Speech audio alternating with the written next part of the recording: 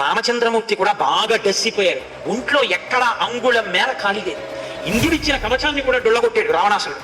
ఒంటి నిండా బాణాలే, లలాటము నిండా కూడా బాణాలే, నిత్తులు తారలు కింద కారిపోతుంది.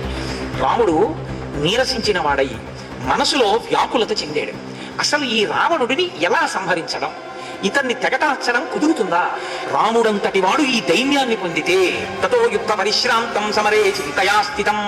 అక్కడ యుద్ధం జరుగుతున్నప్పుడు మధ్యలో వచ్చినటువంటి విరామ సమయంలో భగవానుడైనటువంటి అగస్త్య మహర్షి గబగబా ఆ యుద్ధ భూమిలోకి దిగారు. పోతే ఆదిత్య హృదయాన్ని ఉపదేశం చేశారు. అంత గొప్ప ఆదిత్య హృదయాన్ని రామచంద్రమూర్తికి ఉపదేశం చేసి ఆయన అన్నారు, ఓ రామ, దీన్ని 3 మాటలు పఠించు. ఒక్క 3 మాటలు కానీ ఆచమనం చేసి దీన్ని పఠించావా, ఈ క్షణంలోనే రావణుణ్ణి చంపేస్తాం. ఇక ఎదురు లేదు రామ, దీన్ని 3 మాటలు పఠించు. ఇప్పుడు రామచంద్రమూర్తి ఆ ఆదిత్య హృదయాన్ని పారాయణ చేశారు. వెంటనే రామచంద్రమూర్తి బ్రహ్మాస్త్రం జ్ఞాపకానికి వచ్చింది.